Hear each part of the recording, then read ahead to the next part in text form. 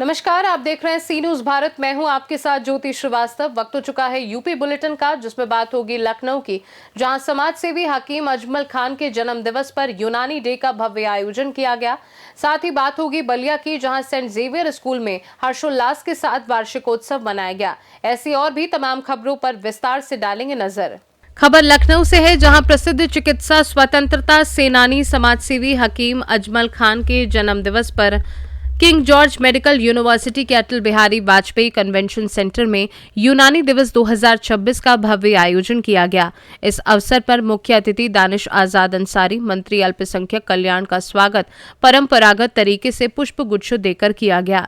National यूनानी doctor welfare association के सम्मेलन में हकीम अजमल खान प्रसिद्ध हकीम एवं स्वतंत्रता सेनानी के जन्म दिवस पर आयोजित यूनानी दिवस पर विभिन्न विषयों पर व्याख्यान हुए। मुख्य रूप से केजीएमयू मेडिसिन विभाग के डॉक्टर कौशर उस्मान, लोहिया संस्थान के डॉक्टर सत्यवती देशवाल एवं कैंसर विशेषज्ञ विभोर महेंद्रू ने अपने व्याख्यान प्रस्तुत किए। कार्यक्रम में भारी संख्या में यूनानी चिकित्सक, यूनानी चिकित्सा छात्र, कैंसर विशेषज्ञ और अन्य बीमारियों के विशेषज्ञ मौजूद रहे। दुर्वा कॉन्फ्रेंस यूनानी डे पर मुनक़िद हुई है, जिसमें मैं डॉक्टर मतीउल्लाह मजीद और हमारी यूनानी drugs manufacturing company max remedies ने हिस्सा लिया।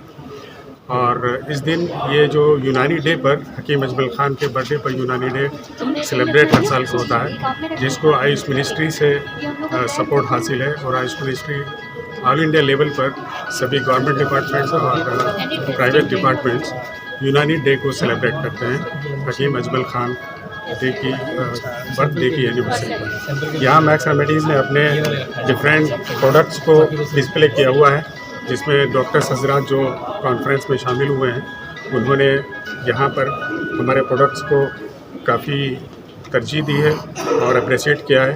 और बहुत डॉक्टर्स ने कुछ प्रोडक्ट्स को परचेज़ भी किया है और बहुत अच्छा लगा लखनऊ में गुडवाकॉन को पार्टिसिपेट करके। Thank you very much. Sir, आज के कार्यक्रम के बारे में। आज का कार्यक्रम हमारे बहुत पुराने हकीम गुजरे हैं और लीजेंड हकीम, समाज सेवक और स्वतंत्रता सेनानी भी रहे हैं, कांग्रेस और हिंदू महासभा के सदस्य भी रहे हैं। उनकी जन्म दिवस पर उत्तर प्रदेश सरकार ने, भारत सरकार ने इसको यूनानी दिवस के तौर पे मनाने के लिए अधिकृत किया है। तो आज हम उनका जन्मदिन और यूनानी दिवस के तौर पे मना रहे हैं।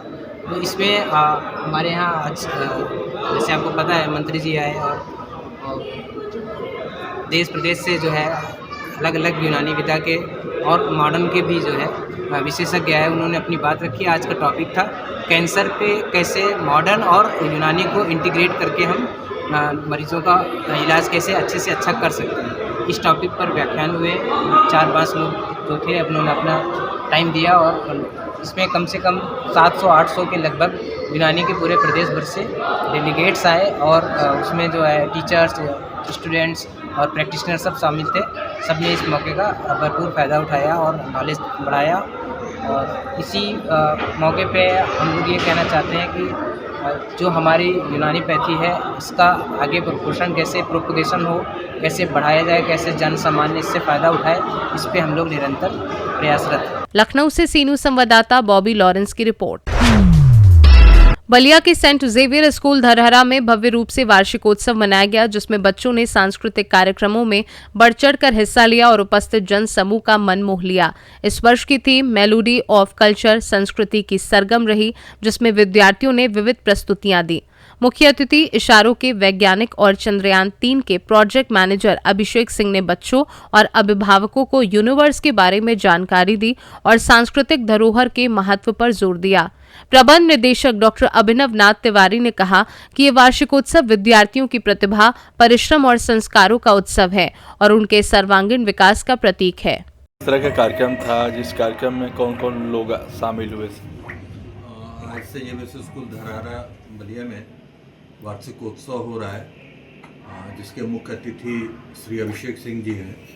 सीनियर साइंटिस्ट हैं इसरो में, जो चंद्रयान 3 के प्रोजेक्ट मैनेजर भी रहे हैं। और विशिष्ट अतिथि वाइस चांसलर जनरल एक्शन Shekhar university professor Sanjeet Gupta ji. Sir देखा जाए तो आपके स्कूल में जिस तरह से बच्चों ने अपना कर्तव्य दिखाया, कितना खूबसूरत अंदाज में प्रदर्शन किया, तो उनको उन बच्चों के लिए क्या कहना चाहेंगे सर? कलेक्शन ऑफ सॉन्ग की बात हो रही है, जो कलेक्शन ऑफ सॉन्ग्स आपके इस तरह की कैसे मतलब आपने इस तरह से किया कि सारी चीज़ें उसमें लग रहा है पूरा भारत इकट्ठा हो गया है, हर सॉन्ग जी। दिखाई दे रहा है। जी, ये सारे हमारे शिक्षकों की मेहनत है, सारे बच्चों की मेहनत है। ये लगभग 3 महीने से इस एनुअल फंक्शन की तैयारी चल रही थी। बच्चे अपनी पढ़ाई के साथ साथ इस एनुअल फंक्शन की भी तैयारी कर रहे थे और प्रयास ये था कि संजीवस एजुकेशनल सोसाइटी का एक हम लोग स्लोगन कहते हैं कि उत्कृष्टता हमारे लिए कोई कार्य नहीं है बल्कि एक आदत है। तो उत्कृष्ट और बेहतरीन एनुअल फंक्शन हम कैसे दे पाएँ, मेरा यही संदेश था शिक्षकों से कि आप बेहतर से बेहतर करें और ये सब शिक्षकों की मेहनत और बच्चों का प्रयास उसी की देन है। जैसा कि देखा जाता है कि लोग अक्सर एनुअल फंक्शंस में पॉलिटिशियंस को बुलाते हैं या किसी स्टार को बुलाएंगे, आपने साइंटिस्ट चुना है। ये सर संजीवस एजुकेशनल सोसाइटी की जितनी संस्थाएं हैं उसके इतिहास उठा के आप देख लेंगे तो मैं कोई भी संस्थागत कार्य होता है तो ऐसे व्यक्तित्व को बुलाना चाहता हूँ जिससे हमारे बच्चों को, हमारे शिक्षकों को, हमारे स्कूल के एनवायरनमेंट में बच्चों में एक अच्छा संदेश जाए, बच्चे उत्सुक हो, बच्चे प्रेरित हो। जैसे आप देखे होंगे अभिषेक सिंह जी आए हैं, इसरो के साइंटिस्ट है, चंद्रयान 3 के प्रोजेक्ट मैनेजर रहे हैं, जो अभी मेरे पास उन्होंने वीडियो भी शेयर किया है, जो एक्चुअल वीडियो है जो चंद्रयान 3 लैंडिंग हुआ। एक कॉल पे आए ये, अब ये जाएंगे स्टेज पे, उनकी उम्र मात्र 32 से 33 साल उम्र है। अगर वो मंच पे जाएंगे और इस पद पे है जब, तो बच्चों में प्रेरणा आएगी। तो कहीं ना कहीं मेरा प्रयास यही रहता है कि संस्थागत कोई भी कार्य हो तो कोई भी ऐसे व्यक्तित्व को बुलाया जाए जिससे बच्चे हमारे प्रेरित हों और कुछ समाज में कुछ आगे चल के वो भी कुछ अच्छा करे, समाज का नाम हो, देश का नाम हो, अपने माँ बाप का नाम अच्छा करे, हम लोग का भी नाम अच्छा करे। तो जो बच्चे हैं उनके लिए कुछ टिप्स देंगे क्या? बच्चे निरंतर अपने माँ बाप जो पेरेंट्स हैं उनके गाइडलाइन पे चलें, स्कूल के जो टीचर्स हैं जो इंस्ट्रक्शन उनको दिया जा रहा है, अगर वो स्टेप टू स्टेप वो फॉलो करते हैं तो कहीं बच्चे मिसगाइड नहीं होंगे, कहीं किसी तरीके की इनकन्वीनियंस उनके कैरियर को लेके नहीं होगी, ये मेरा दावा है। बलिया से सी न्यूज संवाददाता आनंद दुबे की रिपोर्ट। बरेली में शहर में सौहार्द और गंगा जमुनी तहजीब की मिसाल पेश करते हुए पीस कमेटी ऑफ इंडिया के अध्यक्ष नदीम इकबाल ने अपनी टीम के साथ मस्जिद घोसियान से निकल रही भोलेनाथ की शोभा यात्रा पर पुष्प वर्षा कर जल वितरण किया, साथ ही भव्य स्वागत किया। आयोजकों का सम्मान करते हुए यात्रा की शुरुआत की गई। इसके बाद पुराने रोडवेज पर स्वागत शिविर लगाकर श्रद्धालुओं को जल वितरण किया गया। तीसरे कैंप में पुलिस चौकी के पास मुस्लिम समाज द्वारा स्वागत किया गया, जबकि चौथे कैंप साहू गोपीनाथ तिराहे पर असलम खान की अध्यक्षता में पुष्प वर्षा कर शोभा यात्रा का अभिनंदन किया गया। कार्यक्रम में नईम खान, असलम खान, मोहम्मद आजम सहित अनेक लोग मौजूद रहे। पीस कमेटी के अध्यक्ष नदीम इकबाल ने हिंदू मुस्लिम एकता, अमन चैन और पुलिस प्रशासन के सहयोग की अपील की। इस अवसर पर मनमोहन सिंह तनेजा, मोंटू सक्सेना उर्फ दद्दा, महेश प्रजापति सहित दर्जनों कार्यकर्ता मौजूद रहे।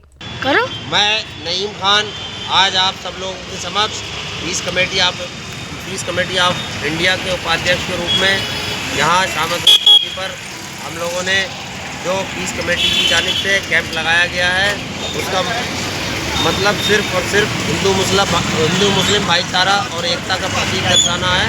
और हम सब एक हैं, हमारा ब्लड एक है, हम सब एक दूसरे को हर त्यौहार पर हर तरीके से एक दूसरे को शुभकामनाएं दें, यही हमारा दायित्व है।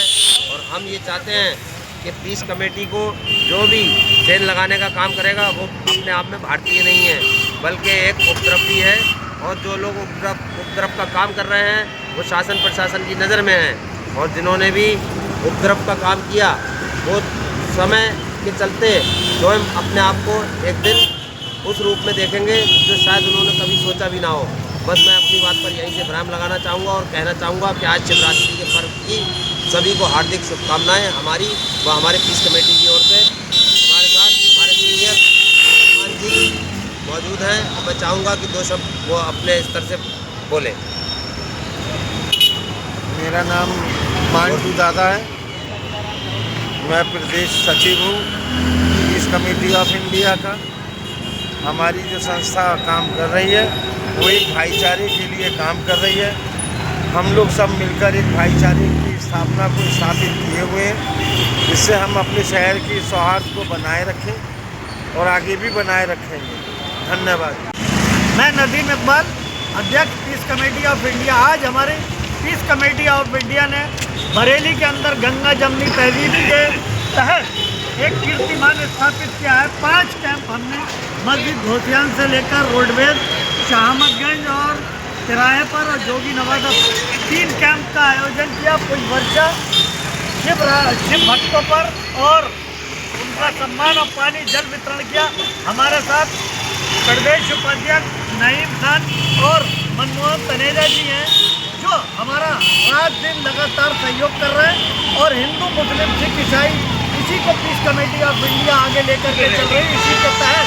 और आज हमने दिखा दिया कि हिंदुस्तान की तहजीब को, बरेली की तहजीब को, उत्तर प्रदेश की तहजीब को जो नुकसान पहुँचाएगा उसे पीस कमेटी ऑफ इंडिया एक आईना दिखाने का काम करेगी। और इसी के तहत हम लोग आज पीस कमेटी ऑफ इंडिया से कुछ वर्षा करके हमारी पूरी टीम महान समाज सेवा के लिए तत्पर है और हर हिंदू मुस्लिम सिख ईसाई के त्यौहार में समाज सेवा और शिव भक्तों के लिए, चाहे राम बारात हो, चाहे जोगी नवाजे का प्रकरण हो, हर टाइम पुलिस प्रशासन के सहयोग के लिए हाजिर है। जय हिंद, जय भारत, जय भीम, जय हिंदुस्तान, भारत माता की जय। अतरामणि। बरेली से सीनू संवाददाता बीएस चंदेल की रिपोर्ट। फर्रुखाबाद के कादरीगेट थाना क्षेत्र में इटावा बरेली हाईवे 730C पर डीसीएम और ऑल्टो कार की आमने सामने जोरदार टक्कर में बालक सहित 3 लोगों की मौत हो गई और 4 अन्य गंभीर रूप से घायल हो गए। टक्कर इतनी जबरदस्त थी कि कार का अगला हिस्सा पूरी तरह क्षतिग्रस्त हो गया और डीसीएम पलट गई। कार में मोहित कुदेशिया, अजय राठौर, ध्रुव और अन्य सवार थे, जबकि डीसीएम में पिता और 2 बेटे थे। घायलों को लोहिया अस्पताल लाया गया, जहां 3 मृतक घोषित कर दिए गए और 3 गंभीर घायलों को हायर सेंटर रेफर किया गया। घटना की जानकारी मिलते ही डीएम आशुतोष कुमार द्विवेदी, एसपी आरती सिंह, सीओ सिटी और अन्य अधिकारी अस्पताल पहुंचे, जबकि पुलिस ने क्रेन से दुर्घटनाग्रस्त वाहन हटाकर यातायात बहाल किया। इस हादसे ने पूरे इलाके में अफरा तफरी मचा दी है। हम लोग इसी घटनास्थल पर हैं। एक डीसीएम और ऑल्टो की भीषण टक्कर से 3 लोगों की मौत हो गई और 3 लोग गंभीर हुए हैं, जिनको रेफर कर दिया गया। इलाज चल रहा है। मौके पर हम लोग आकर देख रहे हैं कि किस कंडीशन में और कहाँ ये एक्सीडेंट हुआ, कैसे भविष्य में घटनाओं को रोका जा सकता है, उसको देखने के लिए। फर्रुखाबाद से सीनू संवाददाता आदेश कुमार शर्मा की रिपोर्ट। थाना कुरारा जनपद हमीरपुर कडोर डाडा निवासी मनोज कुमार पुत्र बाबूलाल सैनी उरई कारागार जेल में पॉस्को और रेप केस में बंद था। शनिवार को उसने बैरक के बाहर बने शौचालय में गमछे से फांसी लगा ली। फंदे पर लटका देख जेल कर्मियों ने उसको नीचे उतारा और जिला अस्पताल पहुंचाया, जहां चिकित्सकों ने गंभीर हालत देखते हुए उसको मेडिकल कॉलेज के लिए रेफर कर दिया। मेडिकल डॉक्टरों ने उसको मृत घोषित कर दिया। घटना की सूचना मिलते ही पुलिस और प्रशासनिक अधिकारियों में हड़कंप मच गया और मौके पर पहुंची पुलिस ने जांच शुरू कर दी और शव को कब्जे में लेकर पोस्टमार्टम के लिए भेज दिया। जालौन से सीनू संवाददाता राहुल कुमार पटेल की रिपोर्ट। झांसी जनपद के गरौठा थाना क्षेत्र के गांव रंगोली निवासी 32 वर्षीय शिव कुमार 9 फरवरी को अपने जीजा अनिल कुमार 34 वर्षीय जो कुरकुरू के रहने वाले हैं के साथ बाइक से शादी समारोह में शामिल होने ग्राम राहिया जा रहे थे। उरई कोतवाली क्षेत्र के कालपी रोड पर पॉलिटेक्निक के पास उनकी बाइक को पीछे से आ रही एक अज्ञात कार ने टक्कर मार दी। हादसे के वक्त दोनों ने हेलमेट नहीं पहना था, जिसके कारण दोनों सड़क किनारे गिरकर घायल हो गए। इस घटना में अनिल कुमार के मामूली चोट आई, जबकि शिव कुमार गंभीर रूप से जख्मी हो गए। उनको तत्काल स्थानीय अस्पताल ले जाया गया, जहां उनकी हालत गंभीर देखते हुए डॉक्टरों ने कानपुर रेफर कर दिया। परिजन बेहतर इलाज के लिए झांसी ले जा रहे थे, तभी शनिवार रात रास्ते में ही उनकी मौत हो गई। फैक्ट्री एरिया चौकी प्रभारी ब्रिजेश सिंह ने जानकारी दी कि शव का पंचनामा भरकर पोस्टमार्टम के लिए भेज दिया गया है। पुलिस अज्ञात कार और चालक की तलाश कर रही है। जालौन से सीनू संवाददाता राहुल कुमार पटेल की रिपोर्ट। जौनपुर के शाहगंज नगर रामलीला मैदान में आयोजित 9 दिवसीय श्रीराम कथा के चौथे दिन कथावाचक परम पूज्य श्री राजन जी महाराज ने भगवान श्रीराम के बाल्य लीलाओं और भगवान शिव के अयोध्या आगमन के मार्मिक प्रसंग सुनाकर श्रद्धालुओं को भाव विभोर कर दिया। कथा स्थल पर श्रद्धालुओं की भारी भीड़ उमड़ रही है और पूरा पंडाल भक्ति रस में डूबा नजर आया। कथा में बालक राम की मनोहारी लीलाओं का वर्णन करते हुए बताया गया कि माता कौशल्या और महल परिवार उनकी लीलाओं से आनंदित होते थे। शिवजी ने साधु का भेष धारण कर अयोध्या आकर राम दर्शन किया और माता कौशल्या को संकेतों में बताया कि ये बालक सामान्य राजकुमार नहीं बल्कि परम ब्रह्म है। कथा में भगवान शंकर कागभूषुंडी जी के साथ भी राम दर्शन के लिए आए और एक प्रसंग में मदारी का रूप धारण कर बालक राम की झलक ली। भजन प्रस्तुत किए गए जिससे पूरा पंडाल हर हर महादेव और जय श्री राम के जयघोष से गूंज उठा। महाराज ने श्रद्धालुओं को बालक राम की निष्कलुषता, सरलता और मर्यादा को अपने जीवन में उतारने का संदेश दिया। कथा के अंत में सामूहिक आरती और प्रसाद वितरण हुआ और आयोजकों शीश अग्ररी, आनंद अग्ररी, सुमित अग्ररी, भुवनेश्वर मोदनवाल, छोटू, राम अवतार अग्ररी, कृष्णकांत सोनी ने श्रद्धालुओं से धर्म लाभ लेने की अपील की। जौनपुर से सीनू संवाददाता दिवाकर मिश्रा के साथ दीपक सिंह की रिपोर्ट। यूपी बुलेटिन में फिलहाल के लिए इतना ही। बने रहिए सी न्यूज़ भारत के साथ। हर खबर आपके साथ, आपके हाथ।